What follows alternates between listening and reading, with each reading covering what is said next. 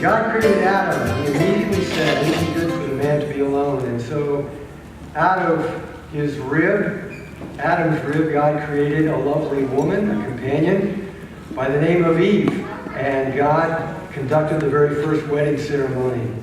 And he said, "For this reason, a man will leave his mother and his father, and he will cleave to his wife, and the wife will too. And the two will be joined together, and they will become one flesh." And the man and the woman were naked, and they were not ashamed because of that. And so, when that happens, whatever God has joined together, let no one separate. Yeah, before there were nations, before there were cities, villages, neighborhoods, there was a marriage between a man and a woman. And soon after that, there was a family. Kids came along. Family. That's how God started it all. And everybody's got one. Families, healthy families, are the strength of the fabric of any society. And so the first template that God laid out, the ideal that he laid out, was first of all a husband and a wife, and then who would become a mom and a dad and kids and grandkids and grandparents and aunts and uncles and cousins, and on it goes. But we know it doesn't always work out according to that optimum ideal that God said this is how it starts. Families are in a lot different configurations today than the one I just described. And it's changing more and more every day. The Pew Research Center for Social and Demographic Trends says that two-parent households are on the decline in the United States as divorce, remarriage, no marriage, cohabiting, and so on the rise. In 1960, 73% of all children were living in a family with two married parents in their first marriage. By 1980, 61% of children were living in this type of family. And today, less than half, only 46% of kids are living with a mom and a dad who are in their first marriage. As a kid growing up in the 1960s, I was shocked to find out, after years, that my best friend's parents were divorced. I knew his dad was rarely, if ever, around, but I didn't know why, and it shocked me. I knew what divorce was, but I didn't know anybody in my neighborhood who lived in a single-parent home, and there were a lot of kids there. But things have changed. So the point of this is that the created ideal design for family doesn't always happen. It's really good, but it doesn't always happen. And you know that because we have families of every kind here that are represented this morning. And so the point of bringing all that up isn't to say that there's one family that's better than another. We're not playing a comparison game here this morning among ourselves. What we're saying is that your family is your family, however it's put together. The people that you're related to, that you live with under the same roof, the people that you know and care about and love, that you're doing life together with, that you're making life happen together with, that's your family. And God loves your family so much. And even if we can't get to the ideal, maybe we've blown way past the ideal. You know, some of you, we got single moms and dads here today. And you would probably say, I didn't choose that. I didn't want that. I didn't see that coming. And I wish it could be otherwise. And it's really hard to be a single parent. And I understand that. We understand that as a church family. And we need to help and undergird you in the very challenging place you find yourself. But sometimes we choose other than God's ideal. But whatever the case, wherever we find ourselves as far as family, God loves your family. Whether it's traditional, blended, single, double, healthy, fractured, fostering, adoptive, God loves your family. And He has ideals in mind for you, not just the way it's constructed, but He wants your family to be a place of harmony, of love, and of peace and caring, an oasis in the midst of a world that's pretty rock'em sock'em these days, a place where you can find vitality and encouragement. He wants to be the head of your house. He wants to be front and center in your family, which is the key for family to be all that God desires for you. Family diversity. Oh, and one thing I wanted to mention two is we had a great family event here Friday night. Here's a family, the Friedman family. Here's part of the Friedman family over here with, goodness, I just forgot your name. LaMonica and Jacob over here. But yes, here's their family, a mom and a dad and a bunch of boys, 4 boys and the friends and family with them because Evan was baptized Friday night. Evan is 22 years old. Yeah. He's in the National Guard, and right now, I guess he's in Hungary now, right? He is in Hungary. His unit has gone there for some training, and when he comes back, he's going into the police academy here in Cincinnati, and he decided that the best thing he needed to do was to have Christ as a part of his life, and for him to be a part of Christ, to have Christ right by his side, going into a pretty intense career. And so we had a wonderful family celebration on Friday night and wanted you to know about that. Family diversity, families that are just all kinds of combinations. That's not a new thing in our day and age. Every culture has gone its own creative way in coming up with new designs for the family. And you look in the Bible, you look at the people that we regard as our Bible heroes, the names we hear all the time. Noah, well, even Adam and Eve, Noah, Abraham, Isaac, Jacob, David. These were guys who were, their families, when you read Genesis, read the book of Genesis, those are some of the craziest family situations you'll ever see. Almost total dysfunction. And God was able to do some wonderful things through those people and through those families in spite of what wasn't working. And certainly, it was a much different thing in Solomon's life than what God said is the ideal for family. Goodness. It wasn't one man, one wife, one husband for Solomon. It was 700 wives and 300 concubines who were sex slaves in his palace. And so, wow, a lot of those marriages probably were political. A king would come along and say, hey, how about I give you 3 daughters to marry, and you won't attack me, and okay, it's a deal. But there were women that he loved. He seemed to be very fond of Pharaoh's daughter, the ruler of Egypt. But in the midst of all that, and the concubines, the sex slaves, that was just a tragic part, an accepted part of their culture in human trafficking. Terrible. So God did not approve of any of that.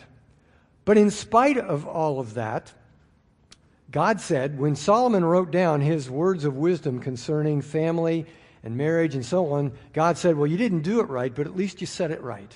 And he has preserved this for us and given us these words from ancient days of long ago that we can embrace and do family in the right way, in God's way. Solomon on marriage. Now, many of you here today are married. How many married people we have here today? All right, bunch of married people with us. Some of you used to be married. Some of you want to be married, but most people at some time or another in their lives are married. And so it could be that Solomon found one true love in his life somewhere. He wrote another document called Song of Solomon, and wow, that'll light up the night. It's a very passionate tribute to some lady that he liked a lot. Maybe that was Pharaoh's daughter. Maybe it was the Queen of Sheba. We don't know who this lady was, but he liked her a lot. But otherwise, he was a bad married person.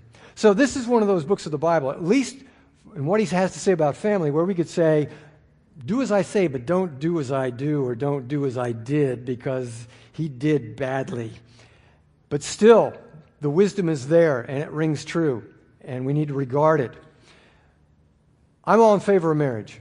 I got married back in 1976. So that's, that's 40 years. What are you laughing at? The days of hair, 1976. And Marilyn and I were very young. I had just turned 23. Marilyn she was 20. She was 20 years old. Very young to be getting married.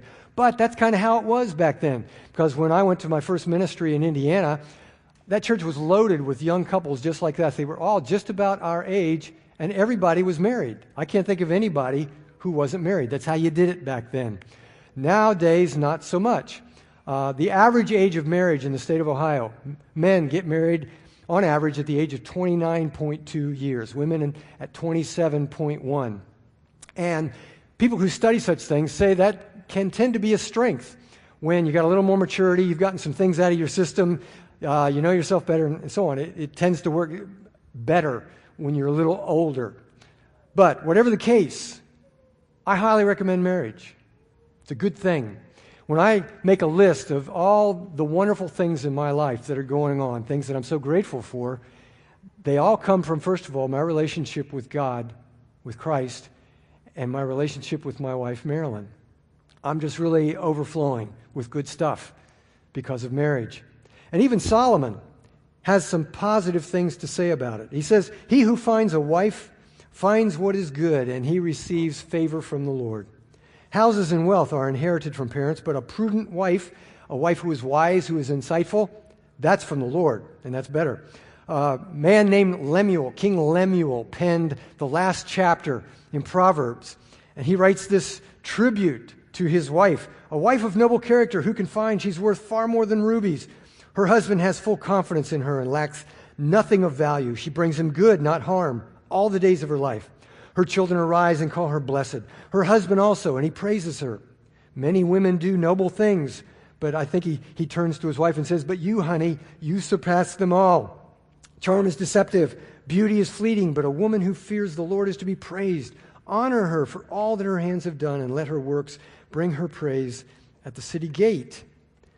Now that sounds great, to talk in these ideal terms and how wondrous marriage can be. And it can be that way if, from the very beginning, you lay some groundwork for it. And right now, I'm talking to those who are not yet married, or maybe you're further along in life, but you're going to be married again. Here's some words of wisdom. First of all, carefully evaluate this person that you are considering for marriage before you tie the knot. Get to know this person. However you fell in love with him, whether your eyes met across the room or it was on a dating site. How many of you got together on a dating site? eHarmony, Christian Mingle. How many? Raise your hands high here. How many? Yeah, there's a little hand over there. I see you. Okay, that's good. It's better. You know, how many of you met in a bar? Okay, no, we're not going to ask that. So definitely, I'd go for the dating site first, okay? However you met, and whatever the strength of the infatuation is, you need to do some homework. You need to get to know this person. Now, I don't advocate long engagements. I don't get it. You know, oh, we're engaged, we're so in love, we can't live without each other, and in a year and a half we're going to get married. I don't get that. But whatever the case, you need to take some time to get to know each other, to really know this person, how they tick, how they respond, how they react, what they value, what their philosophy is on money, on kids, on parents, on life in general. Get to know this person. Find out as much as you can. Do a background check. Do everything you can before you make a lifelong commitment to this person. One thing that we insist on here at Parkside, if you come to one of us on staff and say, "I'd like you to conduct our ceremony for us," we will insist that we go through premarital counseling with you. And a big part of that is asking a lot of questions or having a discussion with you and between you, things that may not have occurred to you as very important to understand about each other before you get married. So, make the effort to do that. And one of the big things that you need to find out about each other is, where are you spiritually? We're told in Scripture, the Apostle Paul made it very clear. He said it is absolutely the best thing for you as you get married to not find yourself, he used the term unequally yoked. Don't be paired up with somebody who doesn't share your faith. Unequally yoked. That means you're going to be pulling in polar opposite directions. One of you being led by the Holy Spirit, one of you not. He says, don't do that. Now, Solomon did not adhere to that principle at all, and it got him in a lot of trouble. Solomon loved many foreign women besides Pharaoh's daughter, I should say. And it lists all the ladies from all the nations that he hooked up with. And they were from nations about which the Lord had told the Israelites, you must not intermarry with them. It wasn't a racial thing, it was a spiritual thing, because they will surely turn your heart after their gods. Nevertheless, Solomon held fast to them in love, and sure enough, his faith was totally compromised because they led him astray. And that's what can often happen when you've got a Christian and an unbeliever paired up in an intimate relationship with each other, is that oftentimes the unbeliever, maybe not even intentionally, but will pull the believer off and away from Christ. I've seen it happen over and over again. Now, it could be that the unbeliever will be brought to Christ. That can happen too. And it's wonderful when it happens, but there's no guarantee as to what's going to happen. Now, let me say this. We have couples here today, and you're probably here in this room, where we've got a believer and an unbeliever together here in a worship service. And I want to applaud the unbelieving spouse and say, thank you, good on you for being here with your family, for honoring and respecting the faith of your spouse. That is such a good thing and such a strong thing. And maybe you'll be so intrigued that someday you'll become a believer too. But in the meantime, thank you for being here.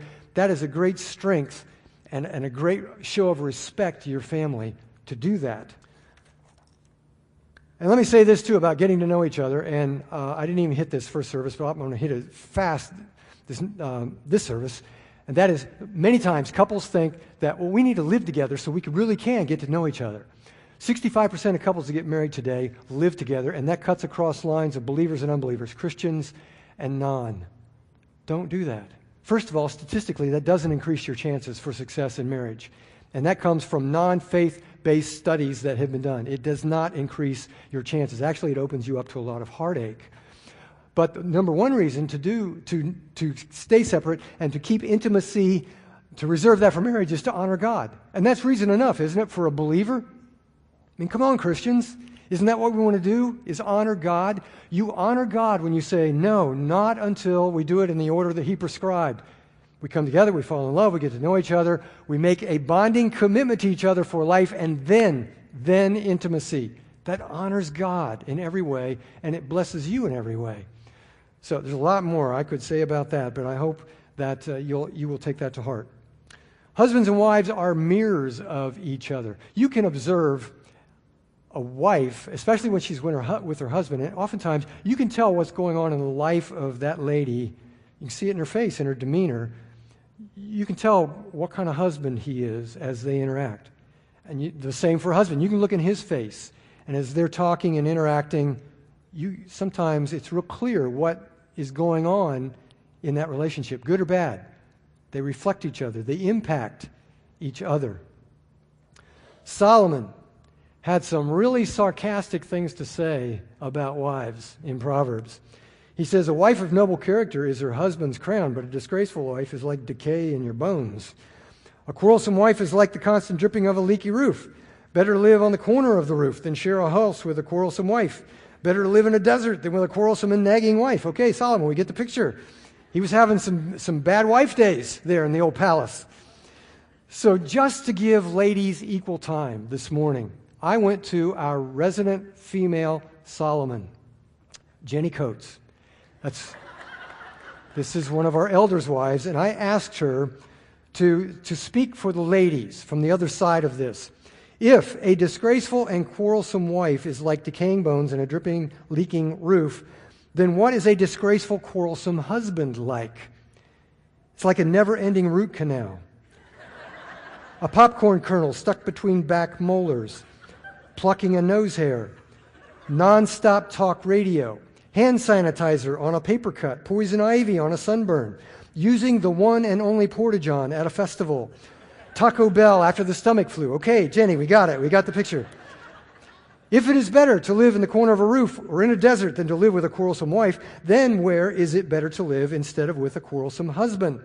At Kroger's on a Sunday afternoon, on a cruise ship with the norovirus, with a house full of Kardashians, with someone who whistles through their nose when they breathe. And she said, okay, that is about Dale.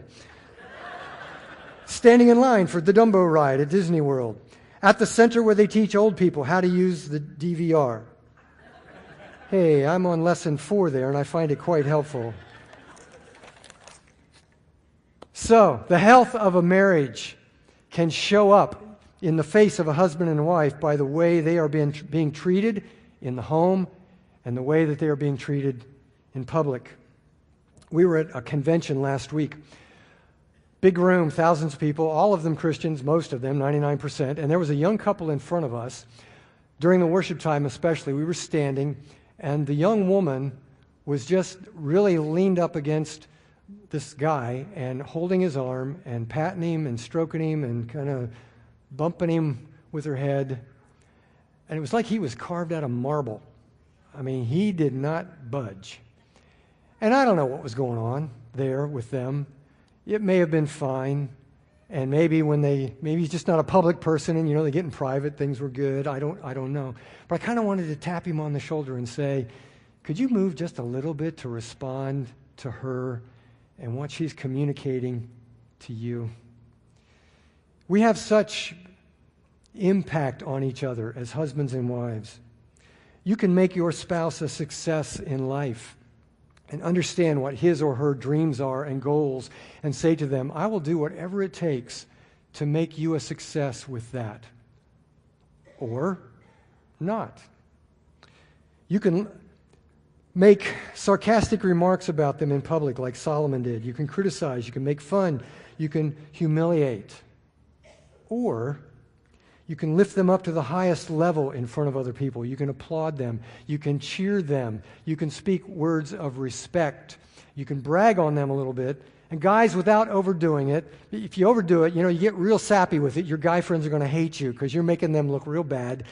So, within balance, within reason, but you have such an effect and an impact on that in the way that you speak of them publicly, especially in their presence.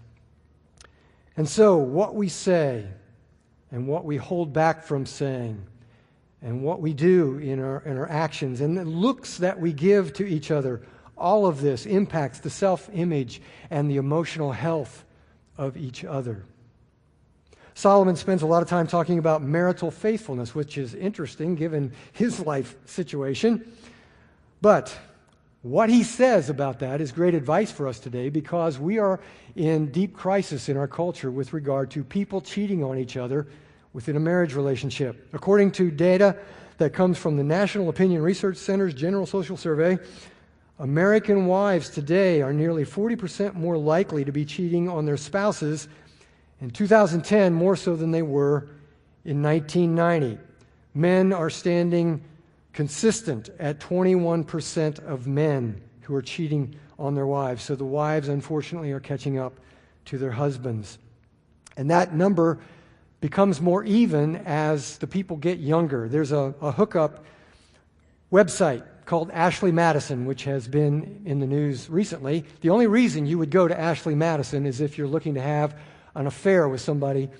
And they say that the younger it gets, the more it's equal. Men and women in their 30s and younger, it's about 50-50 as to those who are participating. A divorce lawyer by the name of Henry Gorbine, all he sees is couples in crisis, and he hears the reasons that they're splitting up.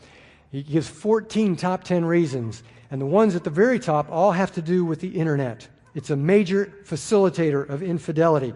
So much easier to find forbidden fruit, as we call it, in the anonymous confines of what you find on your computer.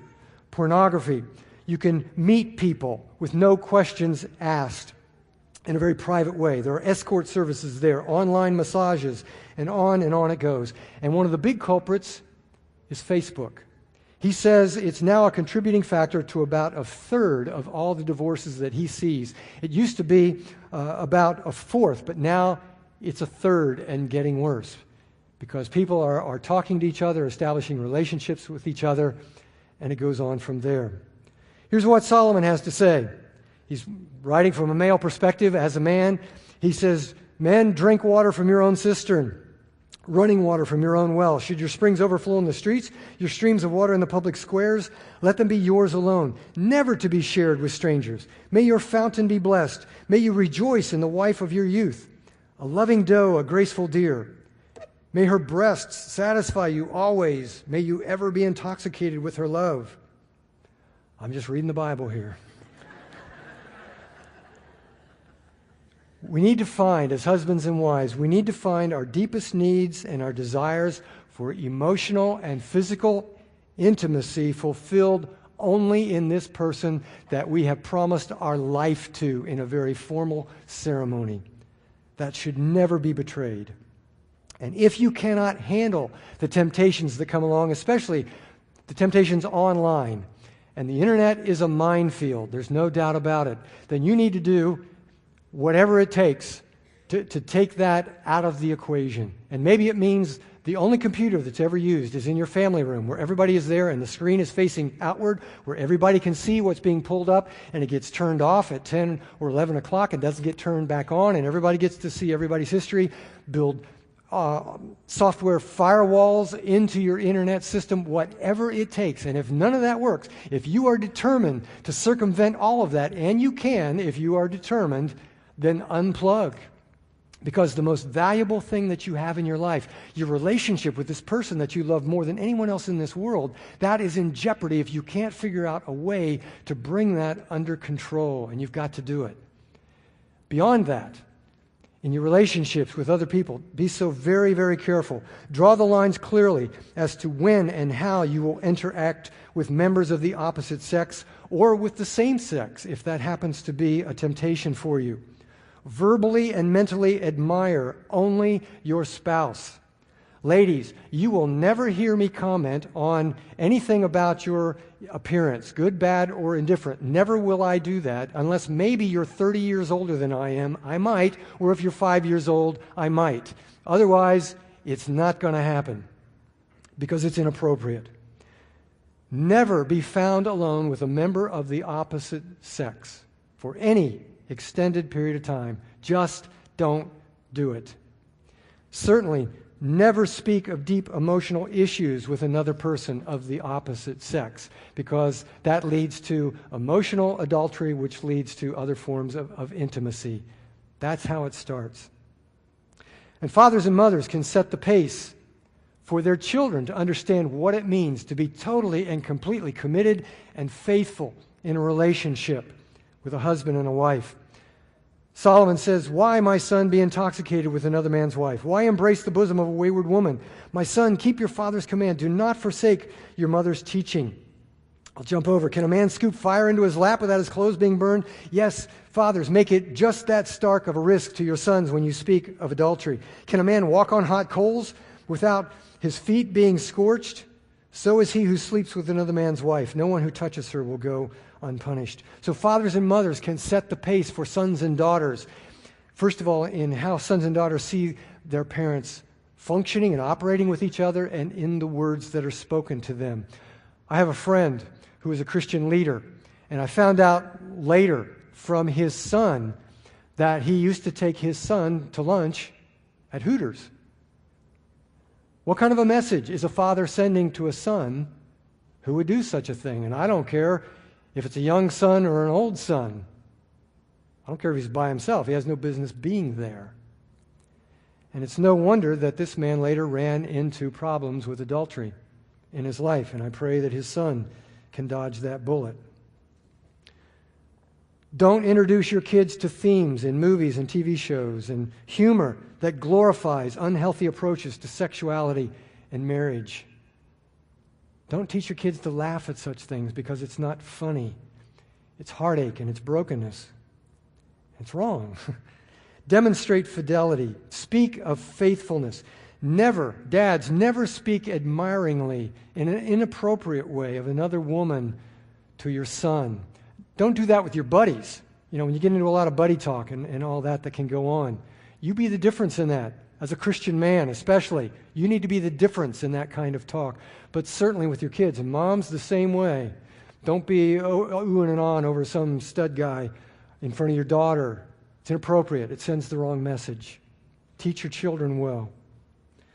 This is all great wisdom from a man who was a lousy married person, Solomon. I like to think I'm a little better. I'm not the lousy man. Solomon says, learn from my mistakes. And we should, because this is all good advice. He wraps it up, for today anyway, in saying, better a little with the fear of the Lord than great wealth with turmoil. Better a small serving of vegetables with love than a fattened calf with hatred.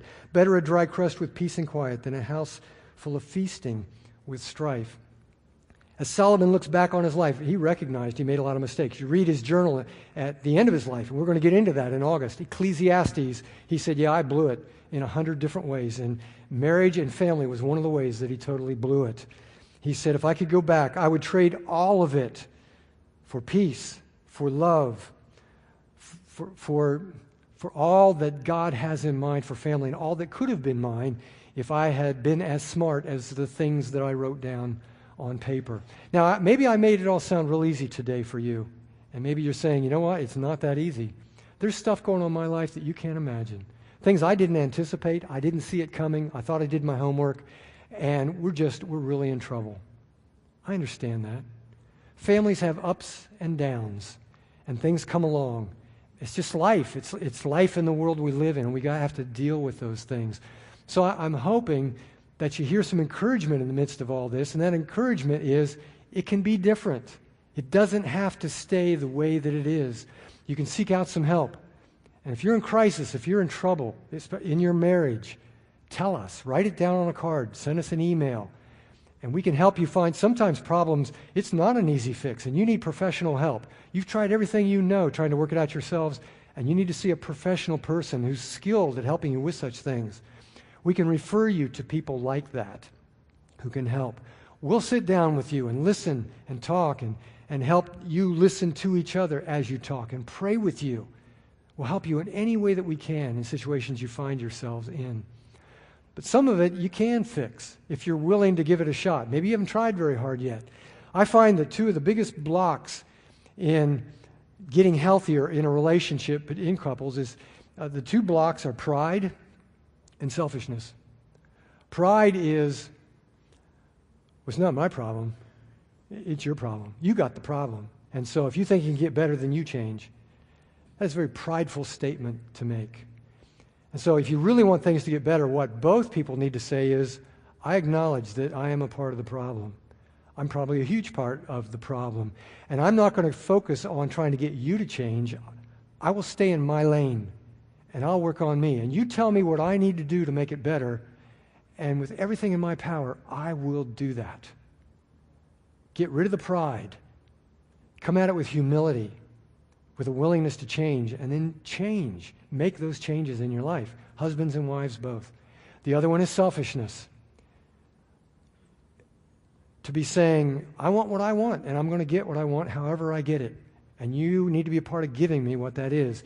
And when a husband and wife are just going back and forth, tug of war, I want, doesn't work. And we've got to approach each other, especially if we're believers. We've got to approach each other with the love of Christ. And he is the example. He's the go-to. He demonstrated what it means to love without question, to love in a complete sacrificing way, to say, you've got nothing to give me right now, so I will give you everything that I have and everything that I am. And if a husband and wife will both approach each other that way and say, you tell me what you need from me. Tell me. I will put my needs on hold. I want to make you a success. I want your dreams to come true. You tell me what it takes, and I will do it. And if a husband and wife will both come together and do that, things can change, and things can get better. Love God first. Love people next in line. And the people next in line that we should love are those in our family, the most important people in our lives. And first in line in family is the person that we committed our lives to, our husband and our wife.